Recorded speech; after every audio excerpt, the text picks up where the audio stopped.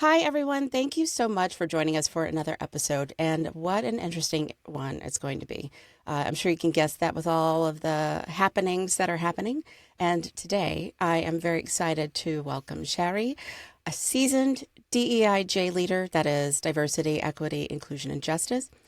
She has a wealth of experience in both education and the private sector.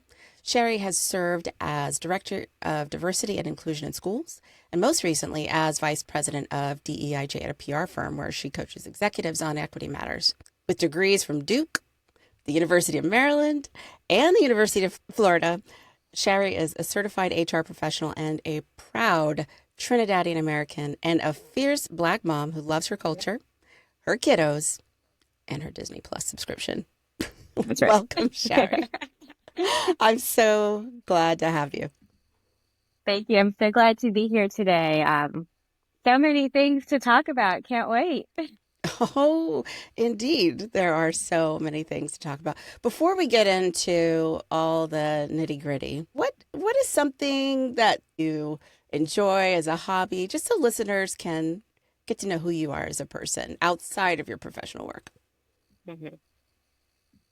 I think there is another universe with a version of me that's like an interior designer.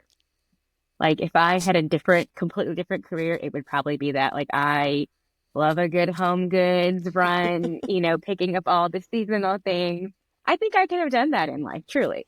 So I'd like to think, in the multiverse somewhere, there's a version of me making people's homes beautiful. I love that. You know, Shari, when we first started talking, I asked you, what is a topic that's important to you?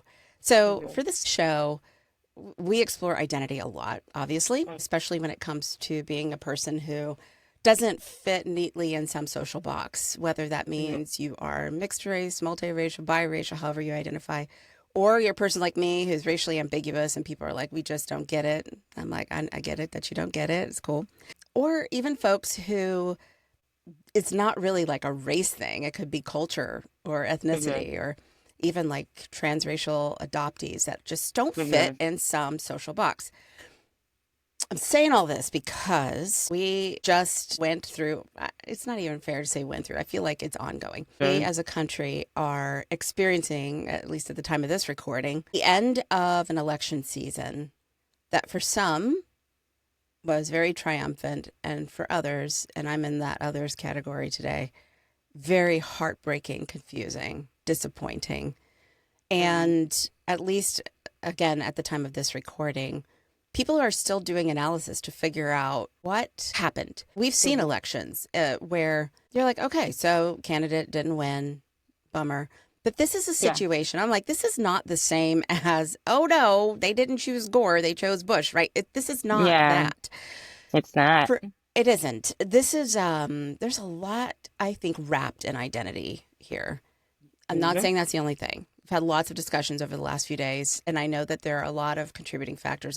I've even said, like, I feel like chaos theory is part of this as well, Right. where little things start to pile up to equal these big things. Yeah.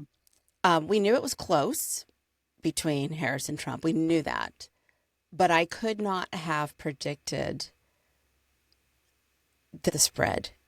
I Mhm. think I just am still in a state of shock. Recently, I posted on LinkedIn Kubler Ross's Five Stages of Grief, Mhm. five and a half, because I started with shock. But then, Right. because I'm like, it's shock first to me. How are you? Should have asked that first because I don't want to make any assumptions about Mhm. what you hoped as an outcome. But what has this election season and outcome meant for you? Yeah. Well, I mean, I appreciate the acknowledgement about assumptions, but we also know that 92% of Black women voted for Harris. So I think it's a safe, right? There's a safe assumption embedded in there as well. Right? But yes, I am also one of the 92% of Black women that voted for the Harris Walls ticket. And I agree with you. I don't think this is the same as saying like, oh, sometimes the Democrats win, sometimes the Republicans win, and you kind of like lick your wounds and you keep going. This is, as wild as it's going to sound when I say this out loud, right? This is really about one man, right? It is about Donald Trump and sort of this movement and this message that he won with. I think is the part Yeah. that is so hurtful. It's not a sort of traditional Republican Party platform. It very much was a campaign, very embedded, like you just said, in identity, right? In sort of playing at the, very embedded, possibly subconscious fears and anxieties of people to sort of elicit maybe some of the worst responses I think that you could maybe have from human beings. And so I wasn't surprised that she lost because I mean, I think, like you said, we all kind of knew like that was always going to be a possibility, given Kamala Harris's identity, but also given the fact that she waged a campaign in 100 days, right? There was a lot, but I think to see the margins by which she lost was really shocking. To kind of do that micro analysis of where she lost and among what groups and things like that, I think that was really disappointing and almost like disillusioning to a certain extent. And I agree, no, it is not only identity, which is why she lost, but I think we also have, and maybe not you and I, but we as maybe a broader society also kind Sure. of have to be honest about the large role that played. I mean, we can talk about whether, she should have talked more about economic policy and things like that. But when you compare apples to apples about who was talking about policy, there's not a comparison, right? It's so I think we have to just be honest about the fact that being a woman of color was a large part, not the whole thing, but was a large part in her loss, and just in terms of Hmm. how the disparities and how people rationalize things between the two candidates and had the nerve to call her like unqualified when Yeah. she was the only candidate who had an actual breadth of political experience. I mean, so yeah, I'll leave it at that. But I have been very, very disappointed and sad, not necessarily surprised. Yeah. I feel that again, just to reiterate and echo what you said, I think it's the margin. It was, and to be honest, it's so weird. There's like this mix of selective amnesia from a Mhm. lot of people in the country, but I think me too, a little bit. Like, I anticipated it to take days again, like it did Mhm. last time, even though we're not going through the pandemic this time. Yeah. And we know that had a lot to do with it. There was a lot of things that had to do with why it took so long. And I think I wasn't ready for the swiftness of it either. Mhm. Like, whoa, it's Yeah. over. Even though that was the Yeah. norm, like we're used to that from Yeah. years past. I think I just wasn't ready. Just to kind of dig into the identity piece for a minute and Mhm. the piece about it's ridiculous to even say that she's not qualified as a sitting vice president. Yeah. Not to mention the rest of her resume. Yeah. That was in Also, politics. Hey, like in that's government. right. That's right. Yeah. So, like everything, like there's so much. It's like that is a Yeah. ridiculous notion, and just the meanness of it Mhm. all. Yeah. And there's a lot of discussion about Black women and the idea that we just can't get past that needing to prove yourself so far and above everyone else just Mhm. to be considered. So it's that working twice as hard to get half as far. Mhm. Everything you've got to do just to be kind of considered, right? So Yeah. despite her resume, Mhm. I don't know. I don't know. Yeah. Meanwhile, you can have a man who had producers to help him look good on his show. He wasn't even good, who's been bankrupt umpteen times, who is a Has been felon. sued Just the multiple idea, times. Yeah. sued, but y'all, folks just elected a felon. Yeah.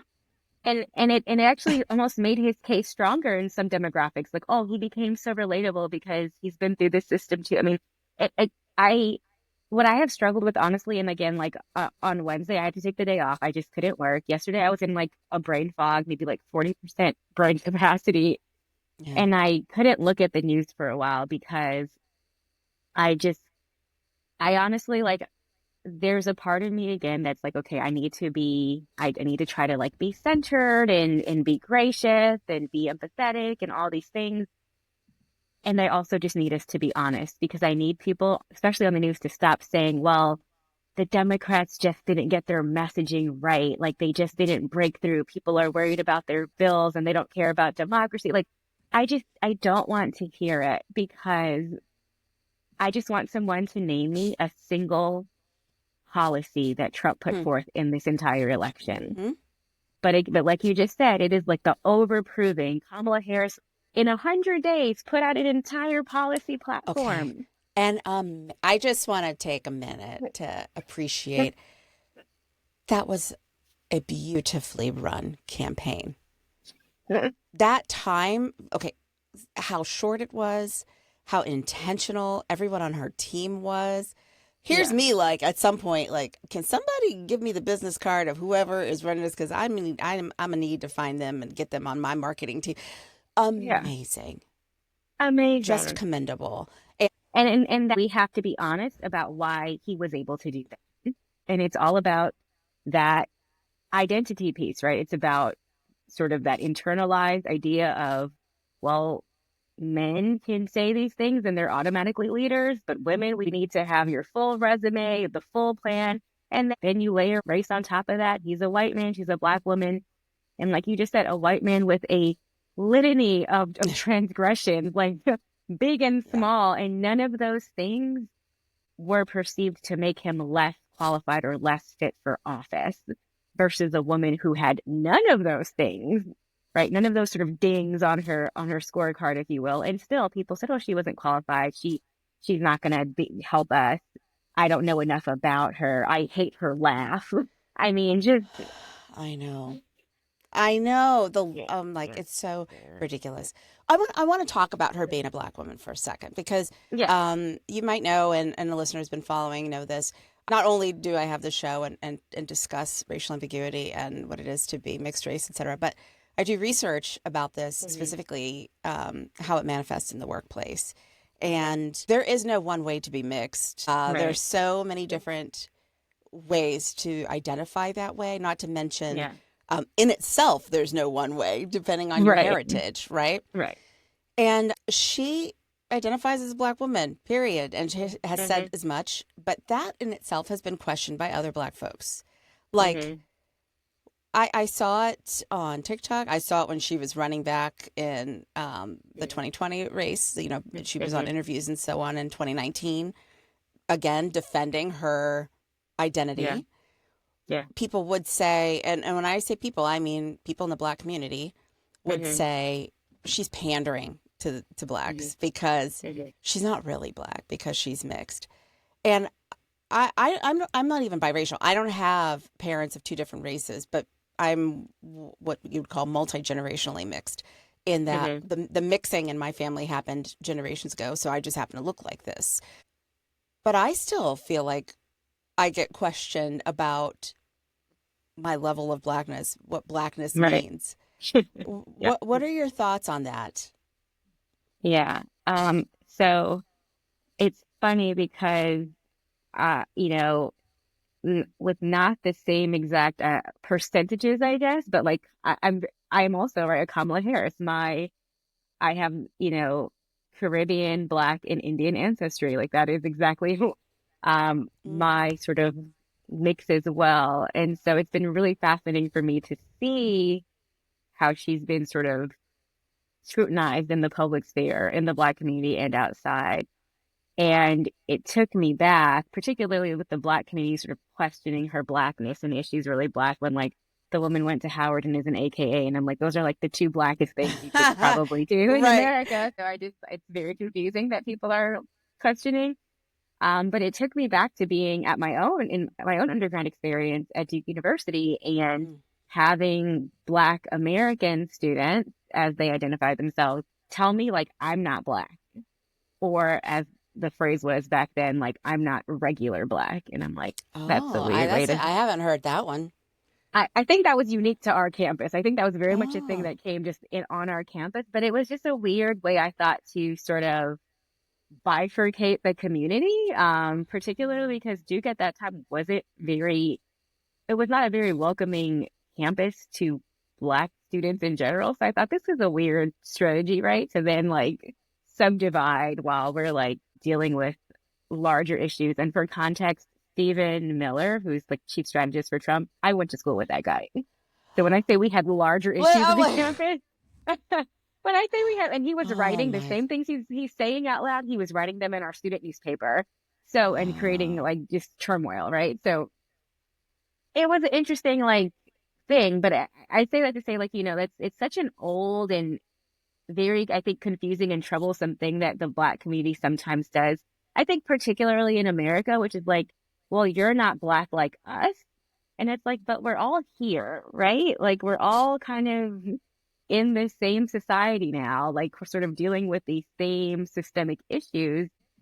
So to what extent does it actually matter, like, what part of the diaspora I'm from? Because I'm still Black. And I would think it's one thing if Kamala was, a person that eschewed that identity and was like, no, I'm actually not Black. And it's like, but you're clearly Black, right? Like that would be a different thing. But she's always, right, been very, like you said, forthright about being a Black woman. When she identifies as a Black woman, she's very open and proud of her heritage. It even talks about her mother as an Indian woman, yeah, woman understanding like, hey, this is America and my kids are going to grow up like in this way, and making sure that they were very, right, confident and proud of being like, Black women. And so it's very, it's confusing to me. I don't know, like as a community, why that's still such an issue. It feels a little bit like crabs in the barrel, right? Like I have to set myself apart from you, interesting. because I'm not like you and you're not like us. It feels again all just very wrapped in identity. It's like, what is our collective level of like internalized racism and internalized sexism to the point where you see a super qualified Black woman who is trying to make things better, particularly for the most marginalized of us, which are people of color, right? People living in poverty, people with other marginalized identities, and to say like, but you're not Black enough and you're not going to help me. But this other white man who is a multimillionaire, who says the most vitriolic things about people in marginalized positions, that's the guy who's going to fix the economy because he cares about me. It's like you got to wonder what is going on the inside. Yeah, good points.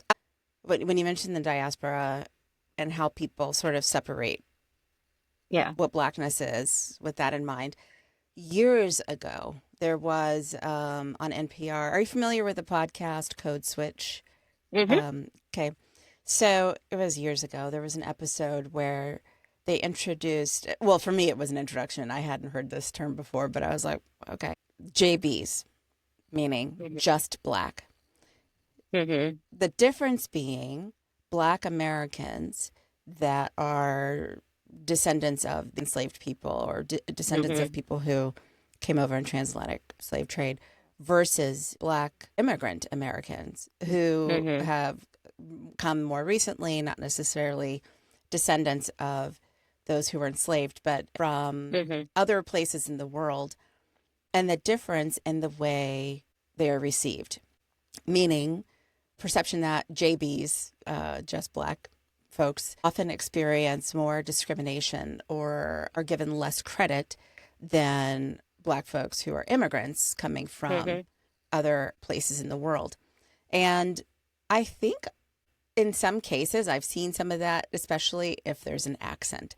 Because, Americans love, like, if you have a foreign accent, somehow that bias of, oh, this is better, like there's a strange Mm-hmm. superiority thing there versus a dialect from a different Mm-hmm. place in the US that also Yeah. triggers a bias, but it's Right. an inferior bias. So I have heard that argument, and most recently Mm-hmm. I came across a post of a very popular LinkedIn person Mm-hmm. who kind of got into labels, the labels of BAME, BAME, Mm-hmm. usually used in your Mm-hmm. Yeah. BIPOC, Yeah. POC. And it basically was like, do not put me, it was a Black woman. She said, do not call me POC. I don't want to be called BIPOC. I don't want BAME on my Mm-hmm. name. I am a Black woman, period. and you can keep your POC basically. Mm-hmm. And I Mm-hmm. really had to think about that because I'm just going to be straight.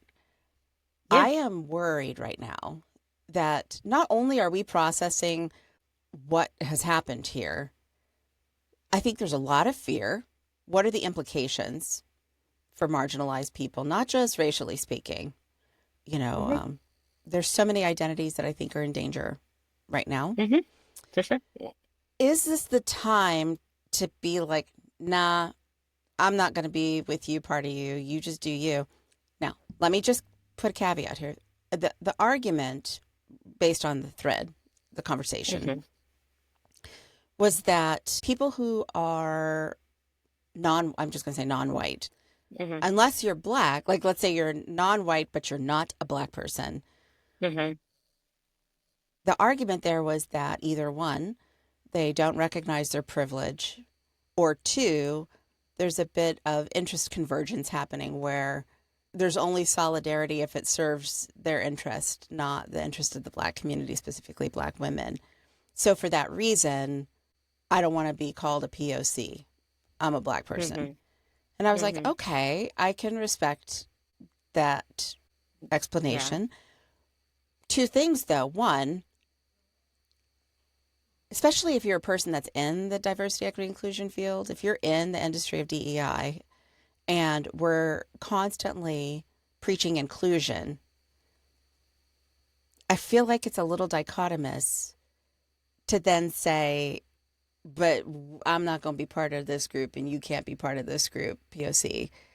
And Mm-hmm. two, I started to think about what does this mean for people who hold multiple racial identities? Yeah. Like, so in my book, I start talking about these 5 different kind of ways of being mixed. And one of them is MPOC, actually, multiracial person of color, meaning neither of your parents are white. Yeah. So what does that mean if you're a person who then, according to this post, is both black and a POC, falling through the cracks? Yeah. I'm putting that out there because it's just something I've been pondering, and I'm wondering what you think about that. This idea that there is a risk of infighting and separation because I don't want to be part of that group, but people who are part of both, then what? Right. Right. So, I mean, I don't know who it was, but I saw a similar post and I feel like it's honestly probably just really reactionary right now because Black women are like, again, at least 92% of us are really deeply hurt right now. And I think it is a collective feeling of betrayal. And I think you're kind of seeing that come through in some of these posts. I read one that was had the same sort of sentiment, but it was like, don't ask me to free Gaza. Don't ask me Mm, to stop Asian hate. Don't ask me to care about DACA and Dreamers. Like, leave me alone. Right. And mm. like, and I even have like a little erection, like, ooh, like this person is really Strong. That's upset. strong. Yeah. Right. I didn't see Those are that like one. really pointed statements. Yeah. But I understood the feeling of like, when we needed y'all to show up, you weren't there. And we are the first ones to march for you and lobby for you and activate for you. And you left us out to dry. Like you hung us out to dry. Now granted, I mean, there's some nuance there, right? But I think was it like 83 or something percent of Black men also voted for Kamala. So like truly strong showing. And still you gotta wonder like what happened to the rest of y'all? We are the first ones to march for you, to say your lives matter, to fight, like, and where are you? And so I think, I don't know, I would not have posted that. I don't agree necessarily with the literal, right, call to action that is, but I totally understand that feeling of like Black women are constantly trying to like, save other people, do, make this country better, help us stay like kind of like on the right side of history, for the most part. And I do feel like there's almost like it feels ancestral, almost like this generational like fatigue of when is someone going to save us or stand up for us or just be in actual solidarity with us? I mean, you got to look at the 50% of white women who did the same thing and Yeah. who said they weren't going to do it again and then literally did it again, right? Like, and so Be- I think it's that feeling of betrayal. yeah, I Yeah. think you're right. Have you heard about the blue bracelet thing? I have not heard about that. Oh my gosh. Yeah. I first saw it as white women talking to white women. And they Mhm. were like, hey, we need a way to distinguish ourselves from them.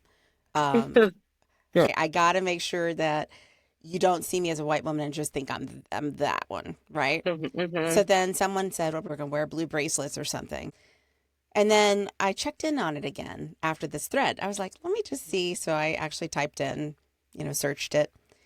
And what came up was not white women, it was a whole bunch of black women that were like, hey, white women, we don't need your blue bracelets. Mhm. We don't need to see that you're wearing a blue bracelet for us to feel safe because we don't feel safe anyway. Somebody said it's giving black box on Instagram, and I'm like, okay, I feel it. I understand. But then there's like this conundrum for me. Mhm. I can understand that they don't want to be seen as this Right. other group. I don't believe that every person has to be an activist. Uh, Right. Not everybody has to be Angela Davis. Not Right. everybody needs to be out on the street with a picket sign. Mhm. People can show up for each other in different ways. That's my belief. But how can we get through this together rather Yeah. than separating from white folks and separating from other people who aren't white but aren't black? Like, I'm Mhm. worried about Mhm. it, to be honest. Yeah. Yeah. I mean, I agree with you. So, I mean, we are both educators and DEI practitioners, and so I'm always thinking about like, right, how do we like widen the circle, not close the Yeah. circle? Um, and I think in this case, collectively, I just think Black women are deeply hurt, and I think they need some time. And I applaud the white women who are. I haven't seen the blue bracelet thing, but I applaud the effort. I also think like sometimes, right, it's the timing is key, and it's like I get that you want to separate yourself and maybe do that in your like do that, gather up all the white women who like like round each other up, but like I think Black women just need some space right now because I don't know who made these two, like I didn't know those people personally who made like that post on LinkedIn or the one that you referenced, but Yeah. I Hmm. would almost bet right in 2 weeks or maybe a month, like that will calm down. But I do think it's like the reactionary, like I can't believe y'all did this to us, right? But I don't know that I necessarily believe like that's rooted in a, and so like I don't want to build coalitions with you people anymore. I mean, I would hope not, but those are again two individuals. But at least from my standpoint, like Hmm. I still think having right? This multiracial and just like right diverse coalition of people from all walks of life, which is ironically the actual campaign that Harris built, is the Oh, way yeah. is the way forward, right? I do believe that. Um, I think that we just have to again be honest and recognize that right now, like the hurt is hitting different, right, for different groups Yeah. of people. Even if it's still all hurt, it's still hitting different, right? Particularly for Black women. And I think it's just like people are gonna have to just be a little empathetic, be gracious, be patient. It's not that we don't like y'all. We just need a little inner sanctum. I just need to be with these people right now because nobody else can understand like how deeply like this hurts. And I think that's Yeah. fair and that's real. Yeah, I do too.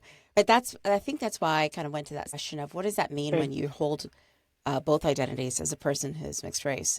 You are a black person, but then you also have, family that isn't. There's this loophole. You never are fully Yeah. accepted by any one community because you Yeah. never hold one. I mean, not that anybody holds one identity, but you know what I mean? Right, You're right. not like in that box. So, yeah, it's just something interesting to witness. I wanted to ask you because earlier, and we've kind of moved to this space, but earlier we were talking about the concept of blackness and Hmm. how that can mean different things depending on where you're from or whatever context. Yeah. How would you like to see the concept of black identity evolve? Hmm. What would that look like for you? So I think, right, sort of evolution, revolution number one is that like if you're black, you're black. I think sometimes the black community almost does, right, what the US government does to Native people, right? Which is like this like blood quantum kind of thing. Like, well, how Oh, black are you, right? And we do it to ourselves, right? And we do it to each other. And so I feel like that would be the first thing. Like maybe if somebody says like, hey, I'm black, it doesn't matter if their grandma is black, if the only black person in their life, it doesn't matter, if they're half black, if they're light bright, like whatever it is, right? she said And light bright. Yeah, you talking and about I me, and I Shari. and I say that lovingly because my kids are light bright. My kids are for my kids look like sugar cookies right now.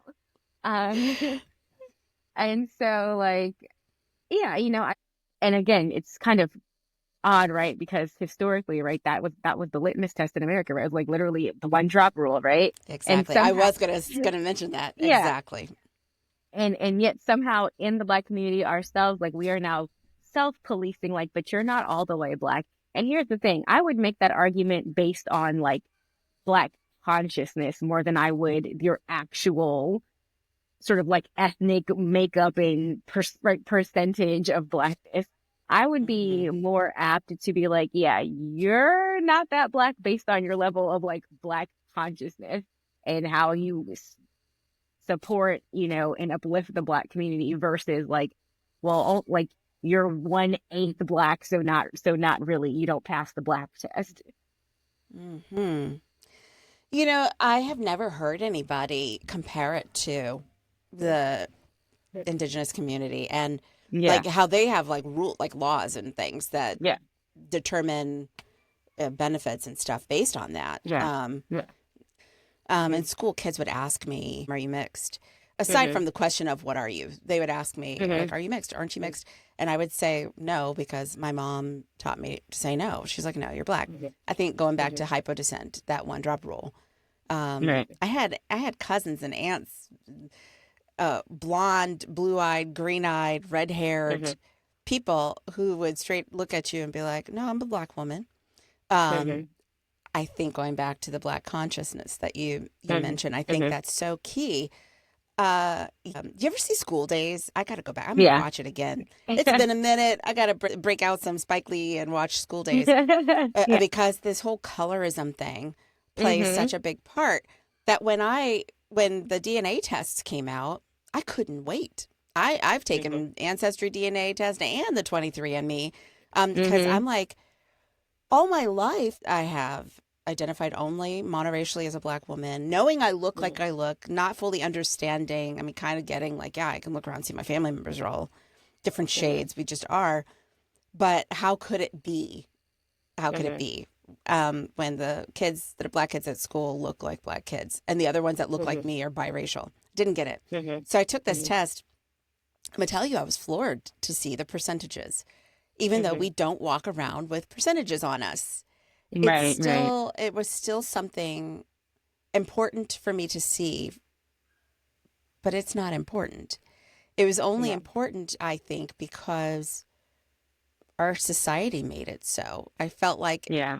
I had to see just how much, I'm doing air quotes, blackness I had. Mm-hmm. Thank God for therapy because I needed to examine why I was fixated on those numbers.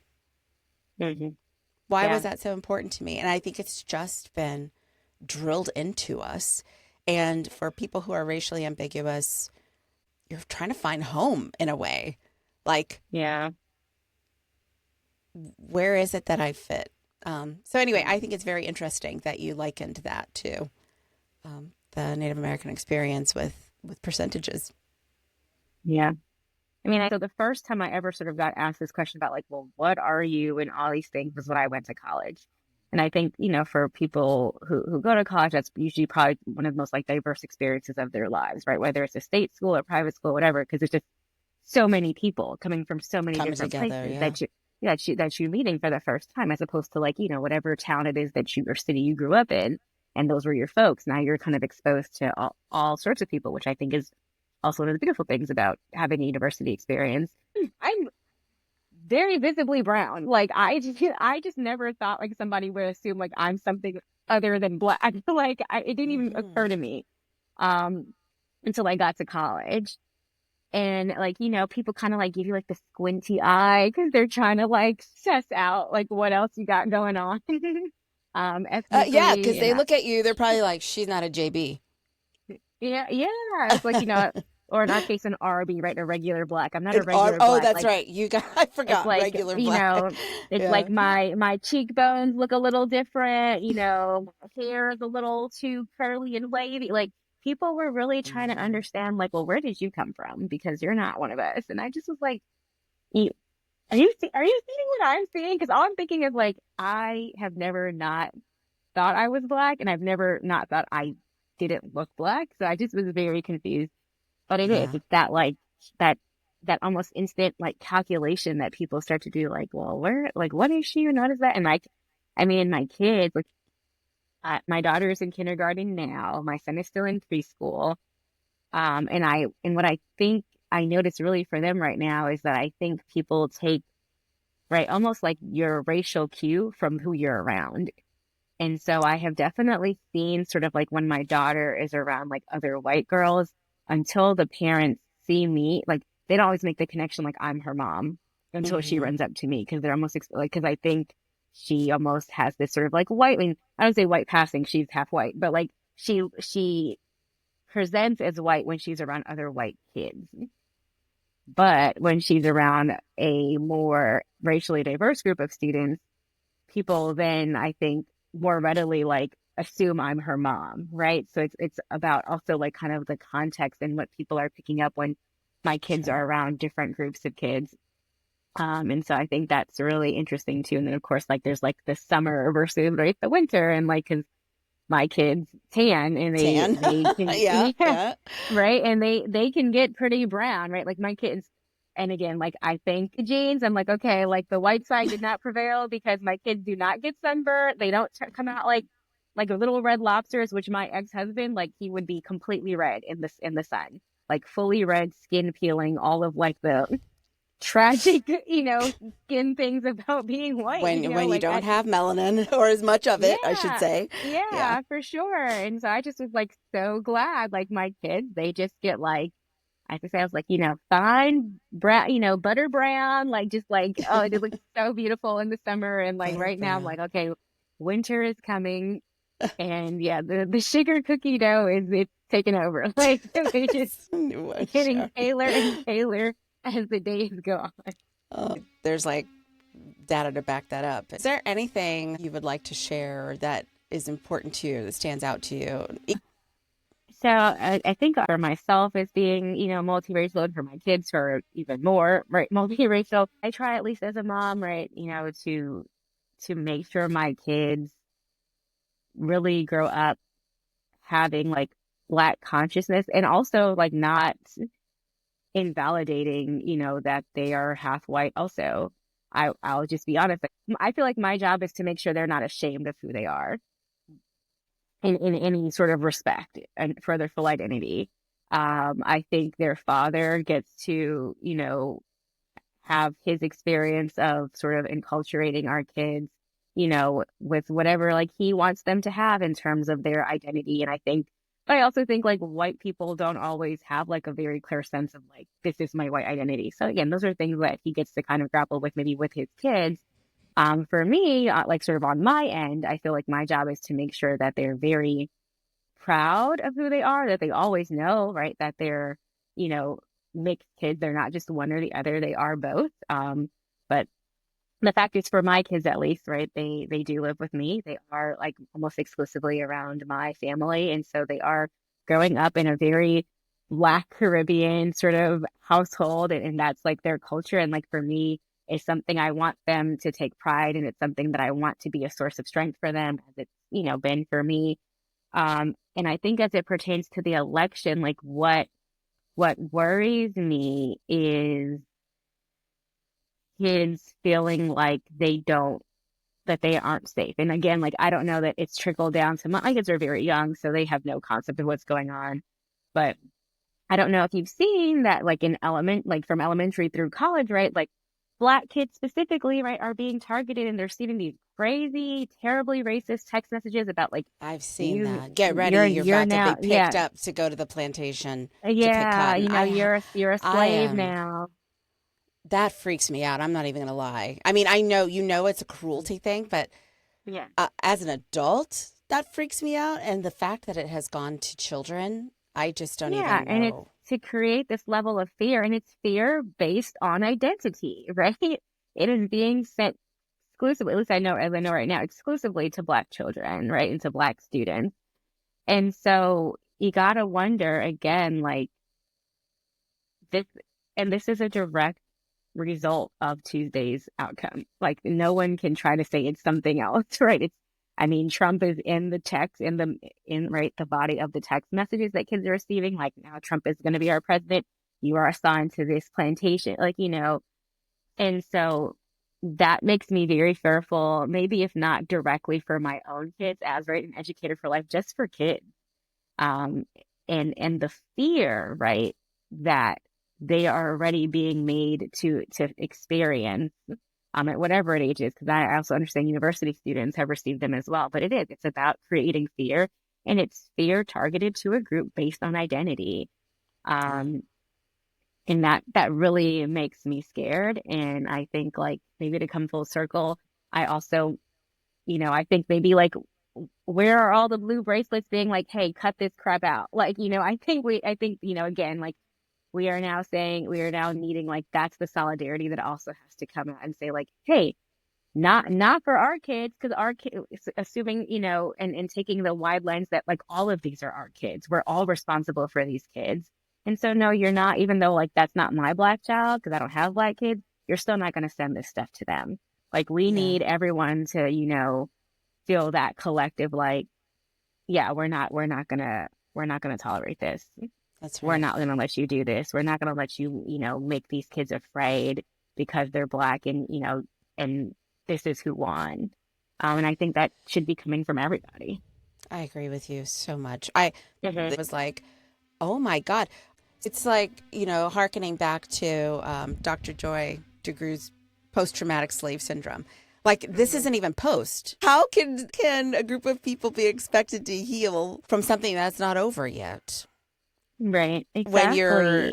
threatened like this? It's anyway, And for me, the fact that like it's right across states, I mean, it was an actual multiple states. campaign. Yes. Like people actually sat down and Yes. said, this is what we're going to do the moment Trump becomes elected. We're going to send all these texts out. So I'm so glad the FBI is already investigating this, but how could it be so targeted? And this is the campaign, like this fear campaign that we're already on 24 hours out. And somebody had to give my child's number over Sherry, to this. I gotta say, I hope you're wrong about that. My brain won't let me accept that. I'm like, no, our data is so everywhere that surely there was some cross tabulation happening where they got a list of phone Maybe. numbers and then there's bio data somewhere or something. Right. Yeah. We've got data everywhere. So that it happened is crazy. But please, God, let it not be because somebody actually gave that information. I just don't think I could handle that as a reality if that were true and their children. Yeah. Anyway, well, we have a lot to continue to process as a nation, as individual communities, as individuals. But I do think even though there's all these other factors that could contribute to this outcome, despite knowing that it was going to be close anyway, it just was a huge blow, a huge blow. And if we could just minimize damage, give Yeah. ourselves time to heal and gather strength, and we got to watch. I told a friend this is the time to observe, to watch, maybe be quiet a little bit so we can assess what's going on and know how to brace for what's to come, but also plan for what to do next. So, Yeah. yeah. Well, Well, I want to thank you for having this conversation with me. It's not an easy one to yeah. have, especially so soon after this outcome. It's been really helpful for me to talk things through too, and especially thinking through that identity lens. hmm Yeah, thank you so much for having me. I agree with you. We will get through, but I think we'll fare better if we get through together. I think having that multiracial, incredibly diverse coalition of people saying, okay, like we're gonna lick our wounds, we're gonna grieve together. Some of us might we need to grieve separately, as we discussed. Um, Some do want to, um, yes. and then we gotta pick it back up, right? Like if you want to go quick, you go alone. If you want to go far, you go together. And so that's what we gotta do. We gotta regroup and go together. Yeah, I love that. Shari, it has been so good having this conversation with you. It's not an easy one to have, but it's helped me do a lot of processing, and I just really appreciate that. I do wonder, just so, if there's listeners that want to reach out to you or find out more about you, where can they find you? You can find me on LinkedIn, Shari Baker. I love connecting with other DEI professionals. Like I said, I'm a super fierce Black mama. Would love to meet other Black mamas. And yes, I have a consulting business called Just Ideas, ideas being capitalized for inclusion, diversity, equity, and access. And I do lots of consulting, strategic planning, professional development, equity auditing. So really kind of your DEI generalist, if you will. So if you're interested in any of that, again, connect with me on LinkedIn. I'd love to chat and connect personally and professionally. Perfect. Well, thank you again. This has been fantastic. I'm going to put all of your info in the show notes so people can, have your links and reach out to you. But in the meantime, I've just really appreciated this, and I hope we get to talk again before too long. Likewise, so great to be on the podcast, and I just can't wait to see what other things we get to do together. Absolutely. All right. Take care. You too. Bye bye.